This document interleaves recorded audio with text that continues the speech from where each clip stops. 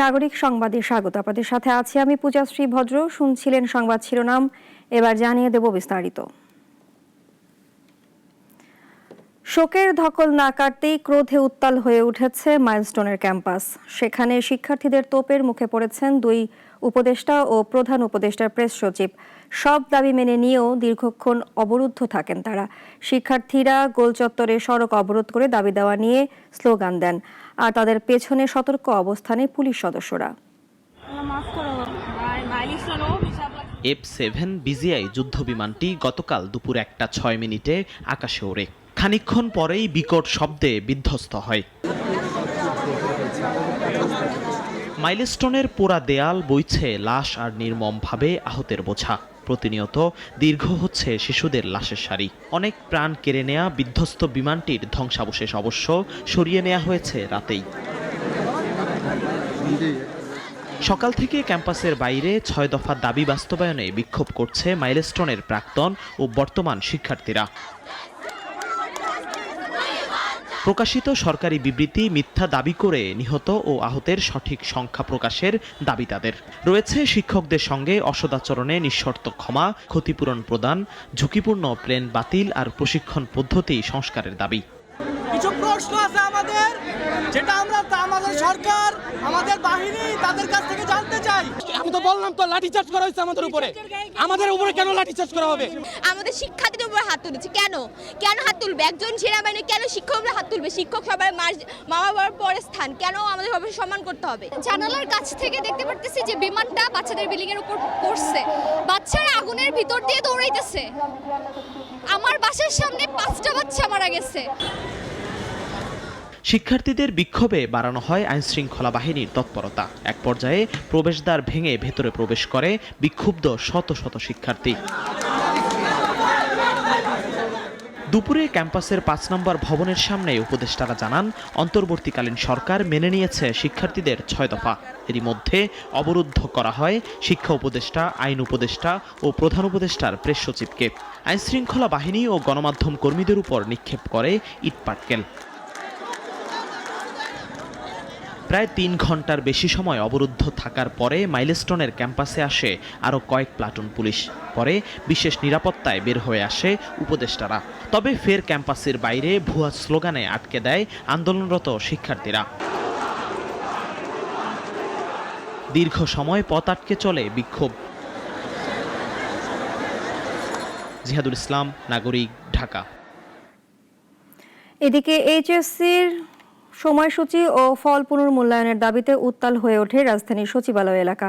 শিক্ষার্থীদের বিক্ষোভ থেকে ছড়িয়ে পড়ে সহিংসতা, মুখোমুখি অবস্থানে যায় আইনশৃঙ্খলা রক্ষাকারী বাহিনী। আহত হয়েছেন অন্তত 40 জন। প্রতিবাদের মুখে সরিয়ে দেওয়া হয়েছে শিক্ষা মন্ত্রণালয়ের সিনিয়র সচিবকে।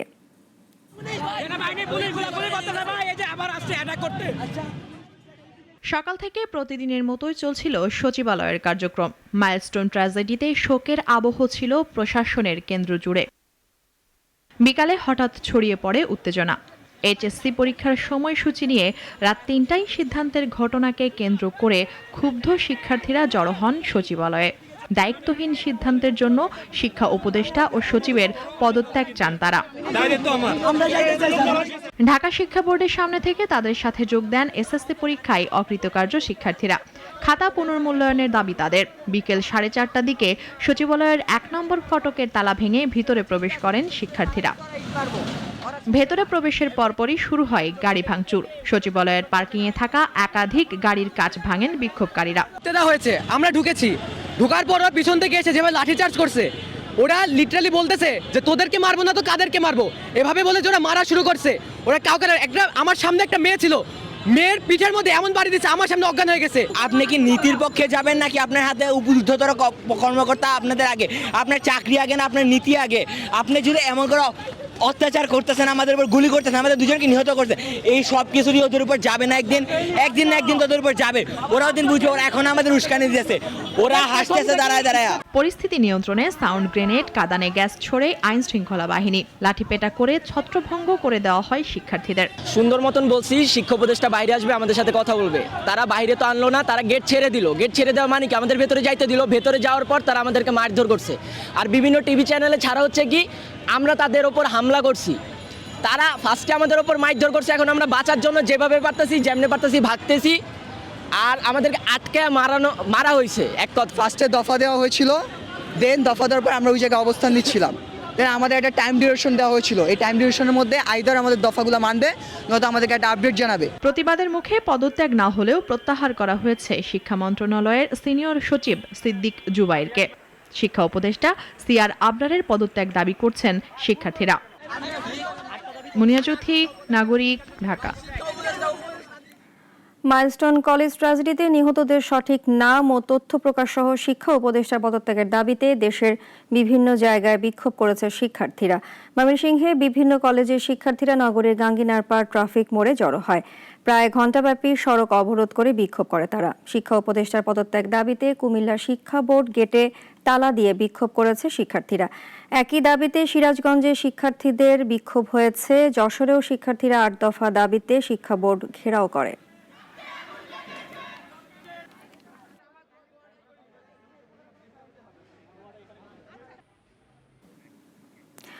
যুদ্ধ বিমান বিধ্বস্তের ঘটনায় নিহতের সংখ্যা বেড়ে ৩১-এ দাঁড়িয়েছে, এই তথ্য জানিয়েছে আইএসপিআর। সংস্থাটি বলছে বিভিন্ন হাসপাতালে চিকিৎসাধীন আছেন আরও ১৬৫ জন। চিকিৎসাধীন যারা তাদের অনেকে রয়েছেন জীবন মৃত্যুর সন্ধিক্ষণে। হাসপাতালগুলোতে চলছে স্বজন পরিবারের আহাজারি। সাইদার মনের রিপোর্টে বিস্তারিত। ঢাকা মেডিকেলের বার্ন ইউনিট প্রাঙ্গণ, পরিবার স্বজনদের আহাজারি। আকাশ বাতাস যেন ভারী, এমন বেদনাদায়ক দিন আসবে তার জন্য হয়তোবা প্রস্তুত ছিল না দেশ। স্বজনদের আর্তনাদ বিলাপে চোখের পানি ধরে রাখতে পারছিলেন না অনেকে। আজকের দিনটি অন্যরকম হতে পারত যদি মাইলস্টোন স্কুলে বিমান দুর্ঘটনা দুঃস্বপ্ন হতো। এতগুলো ছিন্ন মুকুলের জন্য শোক না থাকতো। একজন নয়, দুইজন নয়, সময়ের সঙ্গে বাড়ছে নিহতের সংখ্যা, যারা কোমলমতি শিশু, শিক্ষার্থী। আমাদের এই হাসপাতালে যারা ভর্তি আছে তার মধ্যে বেশ কয়েকজন আইসিইউতে আছে। আইসিইউতে থাকা রোগীদের মধ্যে কয়েকজন ভেন্টিলেটর আছে, কয়েকজন ভেন্টিলেটর নেই। এমনকি এইচডিইউতে যারা আছেন তাদের মধ্যে বেশ কয়েকজনের অবস্থা আশঙ্কাজনক। অতএব আমরা খুবই খারাপ সময়ের মধ্য দিয়ে যাচ্ছে পুরো দেশ। আইএসপিআর সার্বক্ষণিক হতাহতের চিত্র জানাচ্ছে, তবে চিকিৎসারত যারা রয়েছেন তাদের অনেকের অবস্থা সংকটপূর্ণ, কারণ তাদের শরীর পুড়ে গেছে। তাদের কষ্টের যেন শেষ নেই। মৃত্যুর কোল থেকে ফিরে আসা শিশুরা চোখের সামনে দেখেছে সহপাঠীর মৃত্যুর দৃশ্য। দরজার সামনে ছিলাম, তখন দেখি যে আগুন আসতেছে। পরে আগুন আসার পর আমি পিছনের দিকে দৌড় দিচ্ছি। আমাদের ক্লাসে ছিল প্রায় 10-20 জন। জোরে লাফ দিয়ে পড়ছি, তারপরে আমি কতক্ষণ দাঁড়াইছি, তারপরে আগুন ধরছি, তারপরে আমি একটা দৌড় দিছি। কালকা মানে আনার পরে 2টা ওষুধের শিশি দিছে, তারপরে ভর্তি রাখে নাই, সব লোক বললা পড়া ছিল, এর লেগে ফেরত দিয়ে দিছে। এখন আজকে আনছি, পরে পেতেছে ভর্তি করা লাগবে। হাসপাতালে যাচ্ছি আমাদের ছাত্রী এবং আমাদের টিচারদের দেখার জন্য, তো কেউ আসলাম, এখানে পাই না, আমরা একটু দেখে গেলাম। অতি সত্তর আল্লাহ তাদেরকে ভালো করে এই কামনা করি। এতগুলো ছিন্ন মুকুলের জন্য কাঁদছে বাংলাদেশ। সঙ্গে প্রশ্ন উঠেছে, বিমানের প্রশিক্ষণ এই শহরের বুকে কেন? সরকার অবশ্য বলছে প্রশিক্ষণ কেন্দ্র আর ধরন নিয়ে চিন্তা করতে হবে এখনই। কিন্তু যারা বুকের ধন হারালেন, নিয়তির এই নির্মম আঘাত সহ্য করবেন কেমনে? সরকারের তরফ থেকে বলা হয়েছে তাদের জন্য টিম আসছে, এবং সিঙ্গাপুর থেকে একটা টিম আসছে। সেই টিম তাদেরকে দেখে যদি দরকার হয় তাহলে তাদেরকে সিঙ্গাপুরে নিয়ে যাবে এয়ার অ্যাম্বুলেন্সে। মরদেহ শনাক্ত করতে হাসপাতালগুলোতে ডিএনএ সংগ্রহ চলছে। তবে সন্তানহারা পরিবারগুলোকে কি জবাব দেবে রাষ্ট্র, সরকার? যে মা টিফিন বক্স সাজিয়ে ইউনিফর্ম পরিয়ে সন্তানকে স্কুলে নিয়ে গিয়েছিল, তার শোকের মাতন কি শেষ হবে কোনোদিন? সাইদ আরমান, নাগরিক, ঢাকা।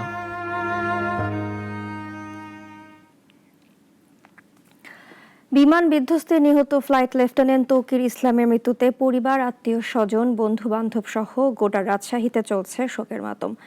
মঙ্গলবার ফিউনারেল প্যারেড ও নামাজে জানাজার পর তাকে নিজ গ্রামে শায়িত করা হয়। বিস্তারিত সানিয়া আহমেদের প্রতিবেদনে। নীরবে দাঁড়িয়েছিল পুরো চত্বর।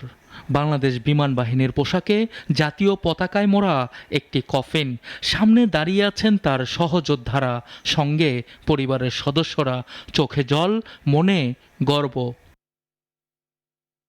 তিনি ছিলেন ফ্লাইট লেফটেন্যান্ট তৌকির ইসলাম সাগর।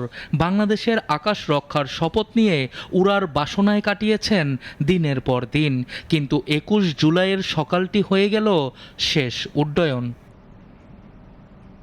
মঙ্গলবার ঘন সাইলেন্স ভেঙে শুরু হয় গার্ড অফ অনার। বাঁশির সুরে সামরিক সেলুট, গর্জে ওঠে 21 তোপধ্বনি।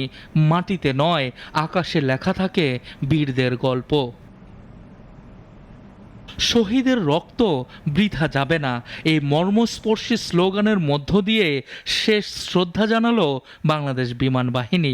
দুপুর 12:30টায় ঢাকার কর্মীটোলায় ফিউনারেল প্যারেড ও নামাজের জানাজায় উপস্থিত ছিলেন স্বরাষ্ট্র উপদেষ্টা, 3 বাহিনী প্রধান, সহকর্মী সহ নিহতের পরিবারের সদস্যরা।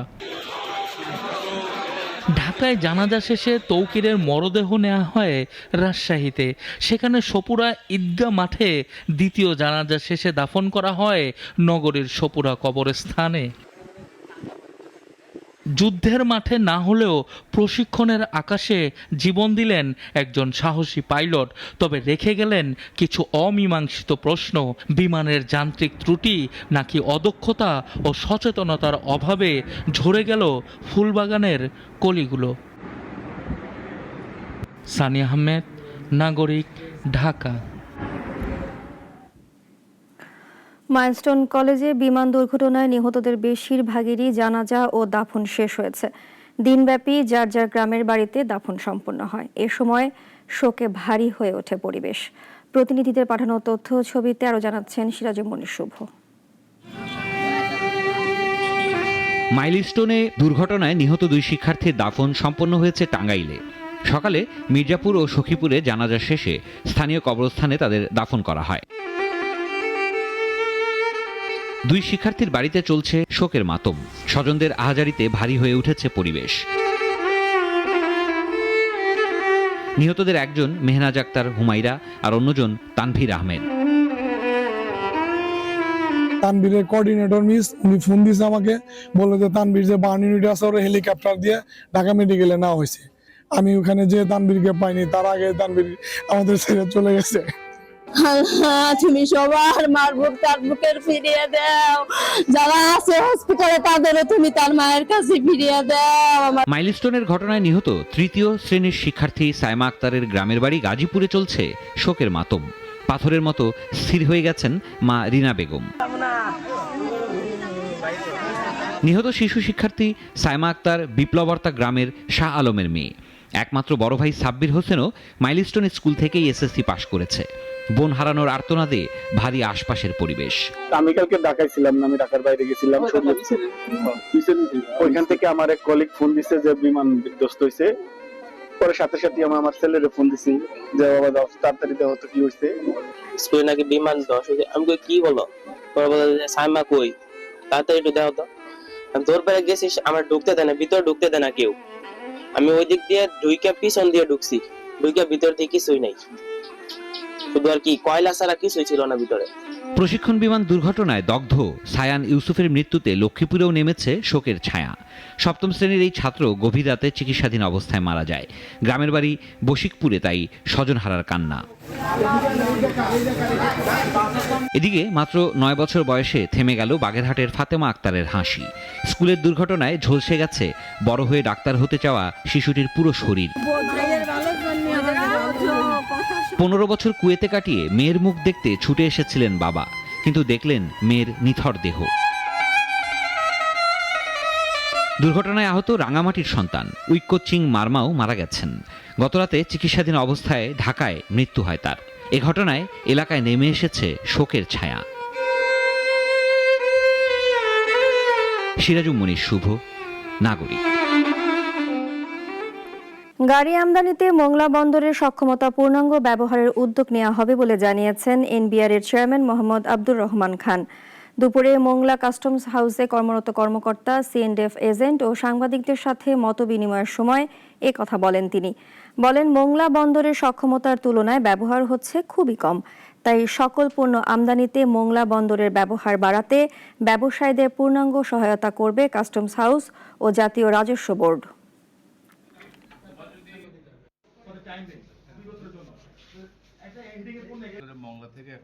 যারা পোর্টের ইউজার তারা যদি না চায় এটা তো আমরা জোর করে করতে পারবো না। আমরা শুধুমাত্র প্রস্তাবটা দিই, ওনারা যদি এগ্রি করেন এবং ওনাদের যদি কোনো সমস্যা থাকে সেগুলো আমরা দূর করে দিয়ে তারপর যদি ওনারা আসতে রাজি হন, এটা খুবই ভালো হবে আমি মনে করি। তাহলে চিটাগাং পোর্টেরও জট কমবে। মোংলা পোর্ট যে আন্ডার ইউটিলাইজ আছে, এটা অনেক বড় পোর্ট। তরুণ প্রজন্মের চাহিদা বিবেচনা করে ইস্টার্ন ব্যাংক দেশে প্রথমবারের মতো চালু করল অ্যাপ ভিত্তিক সামাজিক কার্ডিও কার্ড স্কাইফ্লেক্স। রাজধানীর একটি অভিজাত হোটেলে প্রিপেইড কার্ডের আনুষ্ঠানিক উদ্বোধন করা হয়। সহযোগিতায় ছিল দ্য ইয়োর্স ট্রুলি এবং ভিসা। সামাজিক যোগাযোগ মাধ্যমে সক্রিয় কন্টেন্ট ক্রিয়েটর, ইনফ্লুয়েন্সার সহ তরুণরা এবং শিক্ষার্থীদের জন্য এই কার্ডটি বিশেষভাবে উপযোগী। উদ্বোধনী অনুষ্ঠানে ইবিএল ব্যবস্থাপনা পরিচালক আলী রেজা ইফতেখার, ভিসার country manager Sabir Ahmed, the yours ট্রুলির চেয়ারম্যান এম জাহাঙ্গীর আলম সহ উচ্চপদস্থ কর্মকর্তারা উপস্থিত ছিলেন।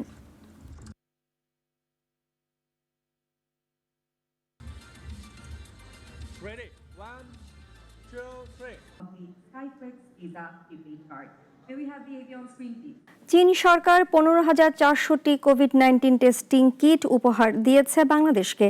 আজ মহাখালীর রোগ নিয়ন্ত্রণ শাখায় আয়োজিত এক অনুষ্ঠানে এই কিট হস্তান্তর করা হয়। স্বাস্থ্য মন্ত্রণালয়ের অনুরোধে দেওয়া এই সহায়তাকে চীন বাংলাদেশ বন্ধুত্বের প্রতীক বলে উল্লেখ করেন কর্মকর্তারা। অনুষ্ঠানে উপস্থিত ছিলেন চীনা দূতাবাসের কাউন্সিলর লি শাওপেং এবং রোগ নিয়ন্ত্রণ শাখার পরিচালক প্রফেসর হালিমুর রশিদ। বক্তব্যে তারা আন্তর্জাতিক স্বাস্থ্য সহযোগিতার গুরুত্ব তুলে ধরেন এবং চীন বাংলাদেশ অংশীদারিত্ব আরও গভীর করার অঙ্গীকার করেন।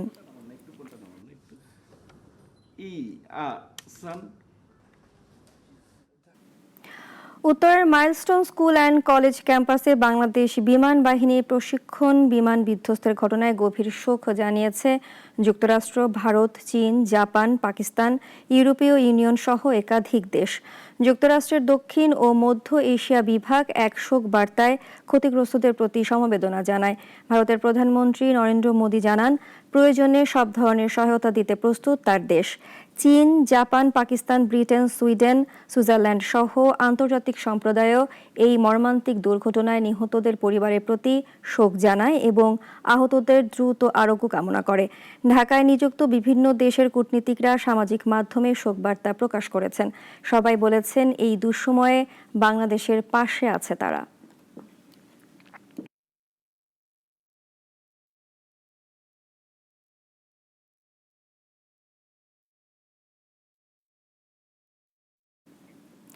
এখন এ পর্যন্তই। নাগরিকের খবর ও অন্যান্য সব আয়োজন দেখতে চোখ রাখুন আমাদের ওয়েবসাইট, ইউটিউব ও ফেসবুকে।